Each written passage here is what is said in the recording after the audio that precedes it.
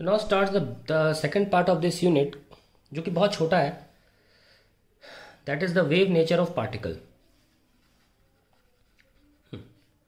Wave nature of particle.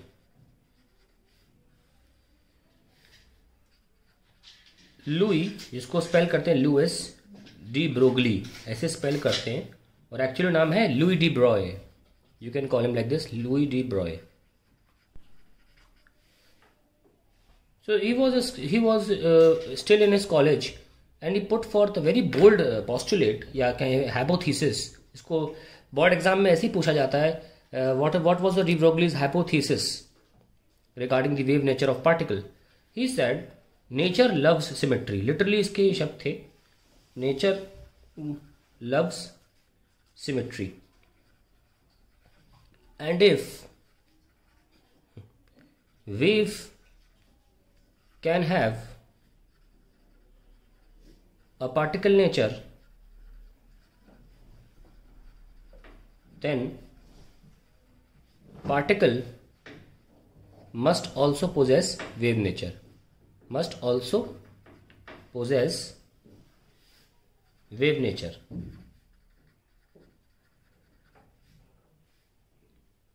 या इसको इस तरह से पुट कर सकते हैं, if wave can have dual nature,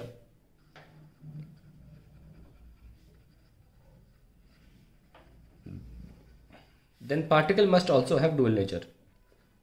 Particle must also have dual nature. Now इस आइडिया को पुट फॉरवर्ड एकदम मैथमेटिकल टर्म में कैसे पढ़ाया गया कि ये बोला गया कि wavelength of wave in terms of inertial property called momentum, है ना. In terms of inertial property किसकी होती है? इसका मास होता है. तो wavelength of wave in terms of inertial property momentum क्या आई थी? Lambda equals to h by p, या यू कहें मोमेंटम जो था वो एच बाई लैम्डा के टर्म्स में आया था. और वेवलेंथ तो वेव प्रॉपर्टी होती है, मोमेंटम जो होता है वो पार्टिकल प्रॉपर्टी होती है, इनर्शियल प्रॉपर्टी होती है. दोनों ये यहाँ पे ये पार्टिकल की दुनिया है और यहाँ पे ये वेव की दुनिया है. ये इक्वेशन बहुत इंपॉर्टेंट इक्वेशन है. इसी का सहारा लिया इन्होंने. और जहाँ तक ये मोमेंटम पार्टिकल से वेव का ही था, इस मोमेंटम में p जो है इसमें उन्होंने पार्टिकल वाला मोमेंटम डाल दिया, p equals to m v, जो हम 9th क्लास में और 11th क्लास में पढ़ते हैं. इसको इक्वेट किया इन्होंने h बाय लेमडा से, और lambda equals to h by m v कर दिया. यानी कि अब वेवलेंथ बोल दिया कि वेवलेंथ पार्टिकल की भी हो सकती है, यानी कि पार्टिकल का वेव नेचर आ गया. सो 10, और इसको बोलते हैं,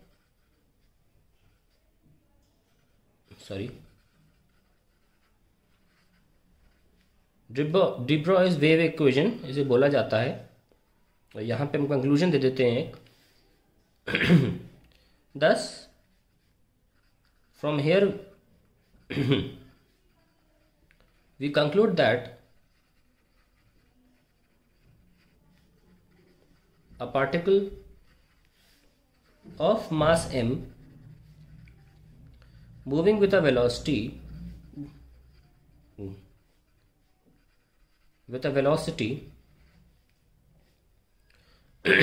v can be considered to be a wave, of wavelength lambda h by mv. अब जैसे कि डी ब्रोगली वेवलेंथ जो सामने आई, lambda equals to h by m v, ये अब भी एक हाइपोथेसिस ही थी जो सिर्फ इस बात पे आधारित थी कि अगर आप एक वेव का मोमेंटम निकाल सकते हैं by the formula h by lambda, आप h बाय लैम्डा करके मोमेंटम निकाल सकते हो, जो कि एक इनर्शियल प्रॉपर्टी है या पार्टिकल प्रॉपर्टी है, समथिंग विच हैज़ मास, ऐसी प्रॉपर्टी है।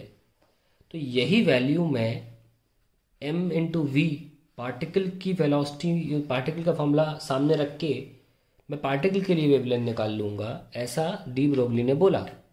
तो ये बोला ही तो है।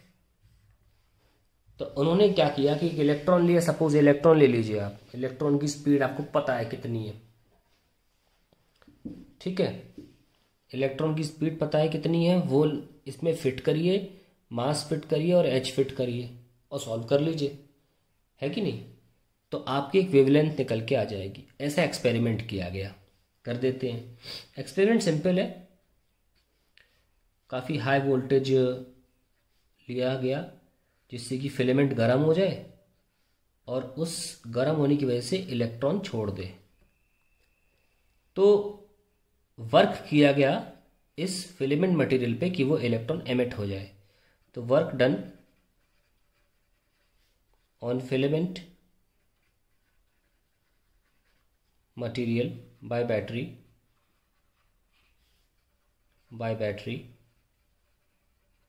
To emit one electron. क्या होगा वर्क, वो होगा चार्ज इंटू पोटेंशियल डिफरेंस जो अप्लाई, चार्ज कौन है, खुद इलेक्ट्रॉन, इंटू पोटेंशियल डिफरेंस, मैंने वी नॉट ले लिया। ये वर्क जो होगा, the work gets converted to kinetic energy of electron, work energy theorem. So e we nought is equals to half m v square. तो पहले हम ये वेलोसिटी निकालेंगे, मास हमको पहले से पता है इलेक्ट्रॉन का, प्लैंक्स कांस्टेंट की वैल्यू भी पता है। तो पहले हम ये वेलोसिटी निकाल लेते हैं इस फॉर्मूले से और फिर उस फॉर्मूले में रख देंगे। अभी तो सारी मैथमेटिक्स चल रही ना, फिजिक्स बाद में आएगी। So half m v square is equals to e we naught. So velocity का स्क्वायर हुआ 2 e we naught upon mass and velocity finally becomes 2 e we naught upon mass. Velocity आ गई। सो आपका wavelength कितना आ गया, half M, और ये velocity की जगह पर हम ये रख देते हैं 2 e we nought by m. इस m को अंदर ले जाइए तो ये स्क्वायर वन के अंदर जाएगा ना, 2 e into v naught into m square divide by m, ये cancel. So we get h upon 2 e we naught, इसको साथ में लिखें हमेशा m, क्योंकि इसका एक और फॉर्म मैं लिख के दिखाता हूँ आपको, क्योंकि ई वी नॉट क्या था, काइनेटिक एनर्जी था 2m_k। इस तरीके से भी ये फेमस है फॉर्मूला, ठीक है, खैर वो बात की बात है। अब आप सारी वैल्यूज इसमें रख दीजिए, h की वैल्यू और सबकी वैल्यू रख देते हैं।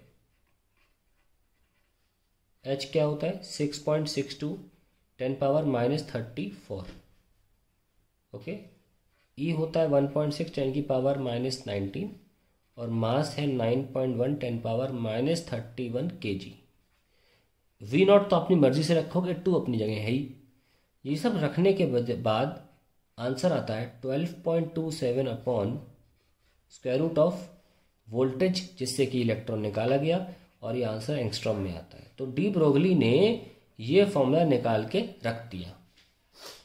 अब बारी बस फिजिक्स की थी, अभी तो गणित हो गई, कि अगर कोई ऐसा एक्सपेरिमेंट है जिससे इलेक्ट्रॉन की वेवलेंथ, या यूं कहिए इलेक्ट्रॉन की वेव प्रॉपर्टी दिख रही हो, और उस एक्सपेरिमेंट की चीज़ों से, वहां से एक्सपेरिमेंटली जब वेवलेंथ निकाला जाए और इससे मैच कर जाए, तब ये बोला जाएगा हाँ भाई डी ब्रोगली महान आदमी है, आइए इनको नोबेल प्राइज दे दें। तो ऐसा हुआ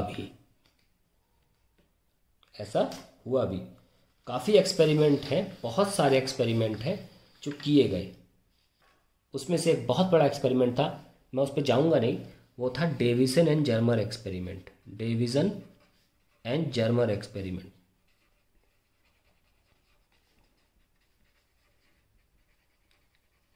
हालांकि कर कुछ रहे थे, एक्सीडेंटली ने कुछ और दिखा, और फाइनली जब उन्हें दिखा तो उन्होंने इस पे और काम किया, ये जानकर कि कुछ बहुत ही खतरनाक, कुछ बहुत ही पाथ ब्रेकिंग शायद उनको दिख गया है, और वो एक्चुअली था इलेक्ट्रॉन का वेव नेचर।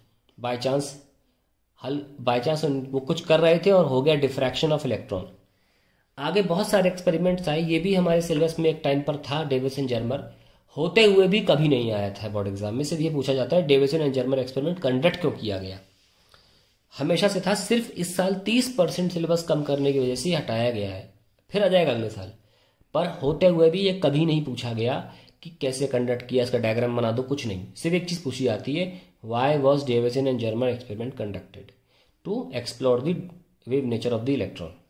है, मैं भी बता नहीं रहा हूँ उसको, इसकी डेप्थ में जाना है तो आप वीडियोस देख सकते हैं और भी, या इंटरनेट पर पढ़ सकते हैं, विकीपीडिया। मुद्दा ये है कि डेविसन एंड जर्मर ने इलेक्ट्रॉन पे डिफ्रैक्शन एक्सपेरिमेंट किया, वो कंडक्ट भी हो गया, बिल्कुल डिफ्रैक्शन की जो फ्रिंजेस बनती हैं बिल्कुल वैसी बनी। बाद में उनने ये बोला कि डिफ्रैक्शन तो वेव फिनोमिना है और इलेक्ट्रॉन करके दिखा रहा है। फिर लोगों ने इलेक्ट्रॉन के साथ इंटरफेरेंस भी करके दिखा दिया, और इन एक्सपेरिमेंट्स में से जो वेवलेंथ निकल के आई वो बिल्कुल मैच करी लुई ब्रॉय की वेवलेंथ की इक्वेशन से, और परोस के दे दिया थाली में उनको नोबेल प्राइज। इसीलिए बहुत बड़ी चीज़ है। एनीवेज आगे आगे देखते हैं कि मैं इस बात को मैंने जो बोला है इसको लिख देता हूँ। Davisson and Germer conducted experiments and showed that electron undergoes diffraction. Diffraction is a wave phenomena. Hence it was concluded that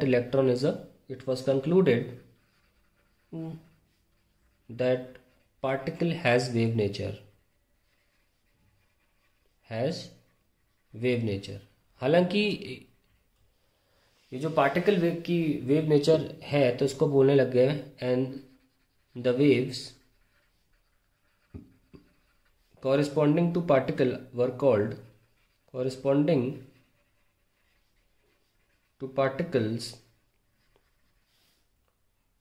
called matter waves। और इस पे बहुत काम हो सकता है, आप अगर आगे फिजिक्स पढ़ लेते हैं तो इस पे बहुत काम हो सकता है। Are called matter waves. अब मुद्दा ये था ने एक्सपेरिमेंट जो किया, उस एक्सपेरिमेंट से जब वैल्यूज निकाली गई वेवलेंथ की, तो वो एग्जैक्टली डी ब्रोगली वेवलेंथ के बराबर निकली। The wavelength calculated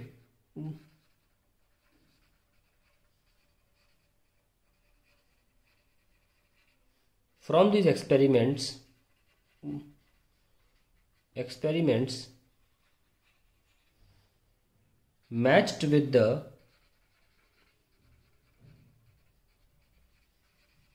D Broglie, या डी ब्रॉय जो बोलना चाहें, de Broglie's wavelength from his wave equation, from his lambda equals to h by mv equation. तो जो इससे निकल के आ रहा था वो एक्सपेरिमेंट से भी निकल के आया, thus proving his theory correct. अब कुछ बातें बता दूं मैं आपको। ये तो क्लियर हो गया कि भाई लैम्डा बराबर h बाय mv से भी काम हो रहा था, जो हो रहा था, मतलब जो उन्होंने पुट फॉर्थ की थ्योरी वो साबित भी हो गई बाया एक्सपेरिमेंट्स।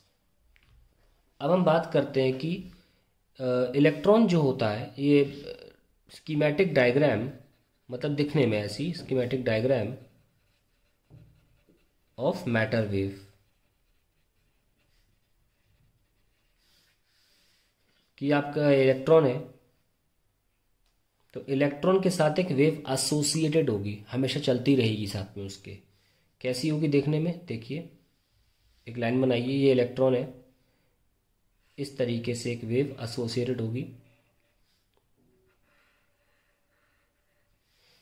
और ये एक दायरे तक ही सीमित होगी। इसको बोलते हैं वेव पैकेट। क्या बोलते हैं इसे? wave packet. Now let me define a wave packet. क्या होता है?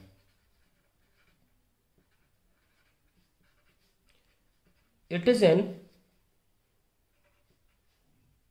individual या यूँ कहें लोकलाइज्ड। ये जैसे लाइट की वेव होती है ना, इलेक्ट्रोमैग्नेटिक वेव चलती रहती है, कभी रुकती नहीं है, वैसा नहीं है।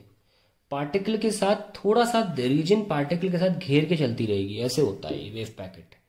ये पार्टिकल के साथ चलती है और पार्टिकल के थोड़े से रीजन में ये फैली रहती है। उस रीजन में फैलने का कारण बताता हूँ थोड़ी देर में। वहीं से हाइजेनबर्ग अनसर्टेनिटी प्रिंसिपल भी चालू हो जाएगा, इसीलिए उस पर थोड़ी देर में आते हैं। पहले डेफिनेशन लिखते हैं वेव पैकेट की। इट इज एन इंडिविजुअल और localised wave consisting of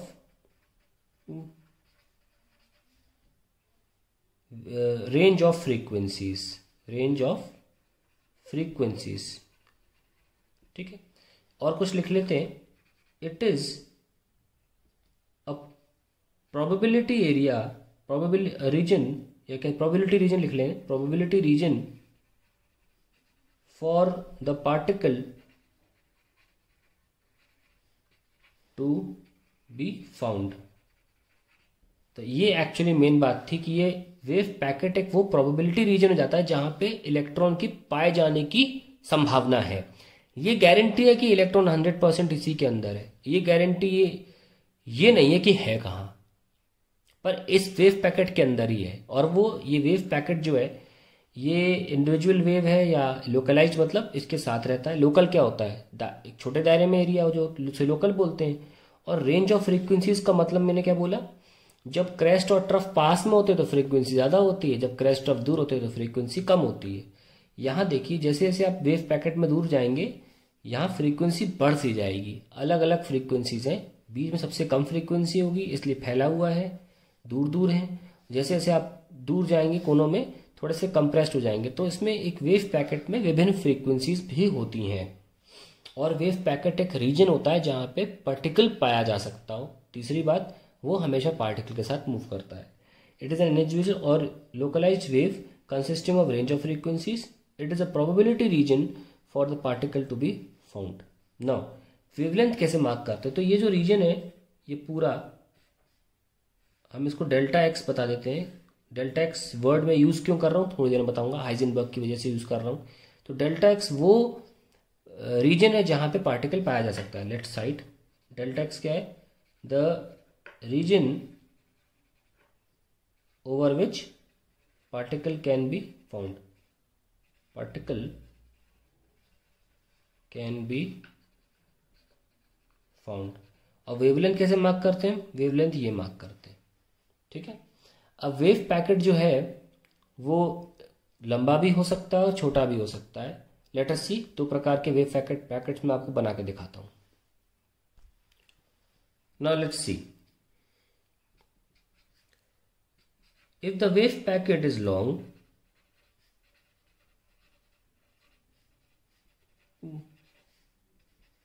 then it contains a large number of waves, मतलब डिफरेंट फ्रीक्वेंसीज, ये भी बोला जा सकता है। डिफरेंट फ्रीक्वेंसीज, काफ़ी रेंज होगी फ्रीक्वेंसीज की, क्योंकि काफ़ी लंबा ले लिया है हमने wave packet. And hence the chance of finding, you can determining the wavelength is easy। पर वेवलेंथ क्या है? h/p, और ये p क्या है? मोमेंटम, है ना। तो ये भी तो बोल सकते हैं, hence the chance of finding a determining wavelength is easy। also we can say the chance of determining the momentum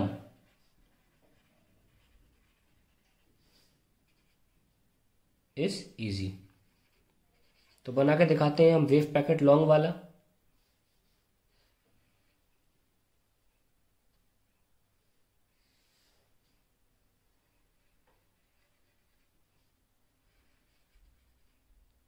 ठीक है, तो ये आपका वेव पैकेट है जो लॉन्ग है। आप देख सकते हैं फ्रीक्वेंसी बहुत सारी है, इधर जाते हैं बढ़ रही है, ये वेवलेंथ है। ठीक है, तो ऐसे में प्रॉब्लम क्या है कि ये प्रॉब्लम है, रीजन बड़ा हो गया तो एक पार्टिकल की पोजीशन बताना मुश्किल हो गया, भले ही उसका मोमेंटम बताना आसान हो गया था। ठीक है, तो ये भी लिख लें, however at the same time it is now difficult to locate the particle,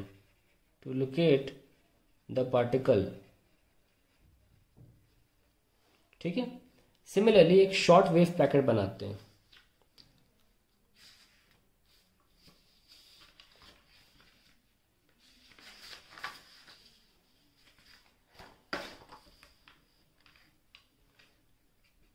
If wave packet is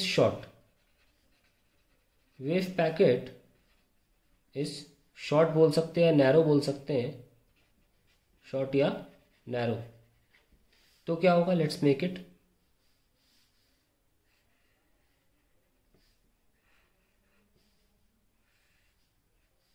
ये शॉर्ट वेव पैकेट है। In this case it is easier to locate, ये है वो delta x, to locate the particle. However,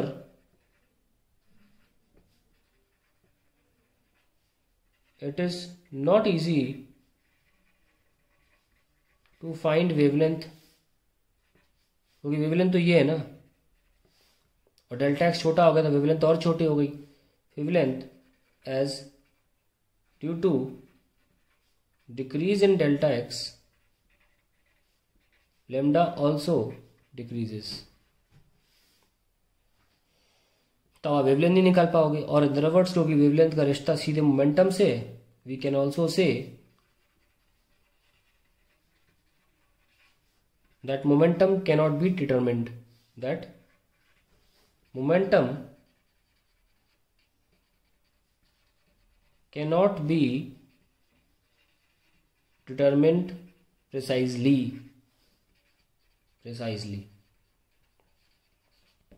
तो ये wave packet या तो लंबा हो सकता है, छोटा हो सकता है, और उसके साथ अपनी डेल्टा एक्स ज़्यादा होगा तो वेवलेंथ बता पाओगे, क्योंकि उसके साथ वेवलेंथ भी ज़्यादा होगी, पर पार्टिकल ढूंढना मुश्किल हो जाएगा। और अगर आप छोटा कर दोगे वेव पैकेट तो पार्टिकल तो शायद मिल भी जाए, लेकिन फिर मोमेंटम को प्रिसाइजली बताना बहुत मुश्किल हो जाएगा। इसका मतलब क्या है कि जो प्रोबेबिलिटी है फाइंड करने की, या तो मोमेंटम ले लें या पार्टिकल ले लें, वो एक दूसरे के रेसिप्रोकल है ना। दैट मीन्स इसमें अनसर्टेनिटी कैसे डिफाइन करते हैं, अनसर्टेनिटी इन पोजीशन कितनी है, वही डेल्टा एक्स है ना, और अनसर्टेनिटी इन मोमेंटम क्या है, वो डेल्टा पी है।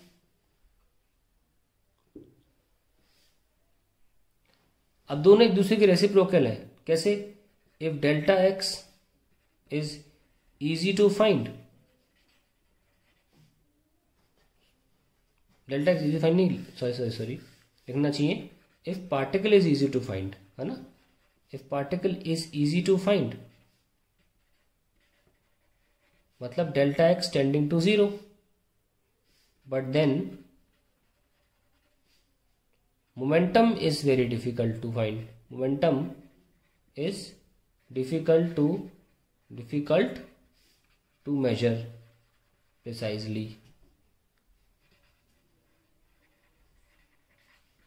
and vice versa। इसका मतलब होगा delta p tends to infinity and vice versa. यहाँ से आया Heisenberg uncertainty principle, uncertainty principal.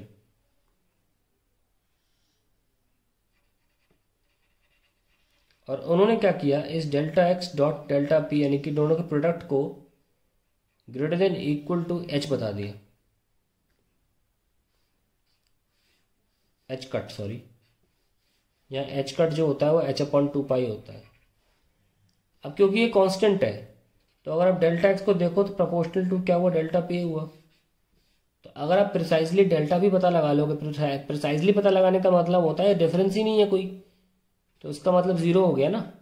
ऐसे में डेल्टा एक्स क्या हो जाएगा, इन्फिनिटी हो जाएगा। तो प्रिसाइजली मोमेंटम बताने की कोशिश करोगे तो आप पोजीशन नहीं बता पाओगे, और पोजीशन बताने की कोशिश करोगे तो मोमेंटम नहीं बता पाओगे।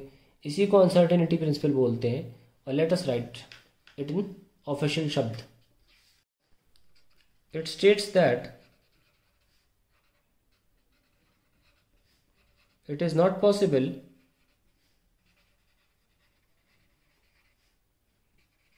to be certain of location of particle, या position word use कर लें, of position of particle. It said that it is not possible to be certain of location or position of particle and momentum at the same time, and momentum at the same instant. Mathematically,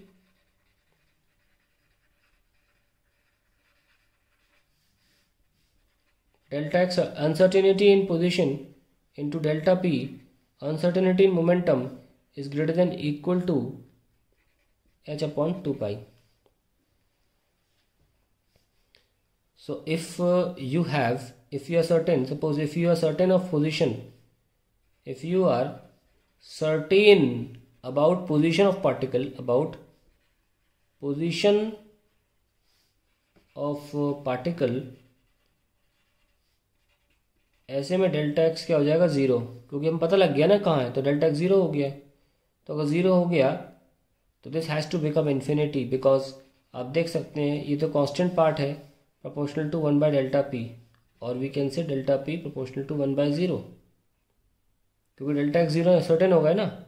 ऐसे में delta p क्या हो जाएगा, 10 to infinity। तो आप या तो certain हो जाओ किसी एक चीज़ के लिए, दूसरी चीज़ इन्फिनिटी हो जाएगी, प्रॉब्लम यहाँ समाप्त नहीं होगी। इसीलिए ये इम्पॉसिबल बोला हाइजेनबर्ग ने।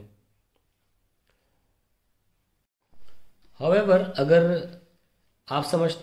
मैं डायग्राम बना के दिखाना चाहूँ वेव पैकेट का, जिसमें कि डेल्टा पी जो है वो अगर आप ज़ीरो कर दें या टेंडिंग टू ज़ीरो कर दें, means you are precise about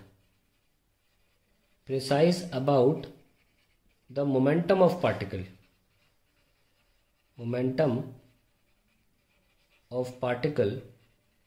या ये भी कह सकते हैं, और you are precise about the wavelength of particle, है ना, वेवलेंथ ऑफ पार्टिकल। तो अगर ये 10 to 0 होगा तो डेल्टा एक्स क्या हो जाएगा, 10 to infinity। Delta x 10 to infinity का मतलब ये होगा कि वेव पैकेट की कोई अब लेंथ ही नहीं है। वेव पैकेट ऐसा हो जाएगा जैसे इलेक्ट्रोमैग्नेटिक वेव का होता है, of constant amplitude, never ending, इस तरीके का, up to infinity minus n plus infinity. तो अब कहीं भी पार्टिकल ढूंढते रहो नहीं मिलेगा आपको, तो ये एक प्रॉब्लम है। इसका मतलब हाइजेनबर्ग अनसर्टेनिटी प्रिंसिपल के माध्यम से ही वेव पैकेट का डायग्राम बनाया जा सकता है।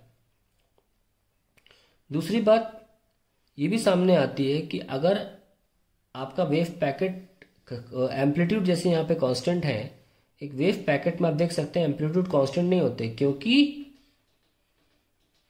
एक दायरा होता है जिसमें पार्टिकल पाया जा सकता है। इन्फिनिटी कुछ भी नहीं होता है इसमें, कभी भी मैटर वेव ऐसी नहीं होती है। इससे बात की गारंटी मिलती है कि कभी भी ये नहीं हो सकता, कभी भी ये भी नहीं हो सकता। क्योंकि ये होने पर आपको देख लो कैसी वेव पैकेट मिल रही थी। ऐसी वेव पैकेट तो इलेक्ट्रोमैग्नेटिक वेव की होती है ना। यही तो बहुत बड़ा फर्क है एक मैटर वेव में और एक इलेक्ट्रोमैग्नेटिक वेव में। मैटर वेव एक लोकलाइज्ड वेव होती है इस तरीके से, जिसका एक फिक्स दायरा है जिसमें पाया जा सकता है मैटर। हालांकि हम पता लगा नहीं सकते कभी भी कहाँ है, लेकिन ये गारंटी से बोल सकते हैं पाया जा सकता है इस क्षेत्र के अंदर। तो यानी कि मैटर वेव ऐसी नहीं हो सकती, इसका मतलब डेल्टा भी कभी जीरो नहीं हो सकता और डेल्टा एक्स भी कभी जीरो नहीं हो सकता।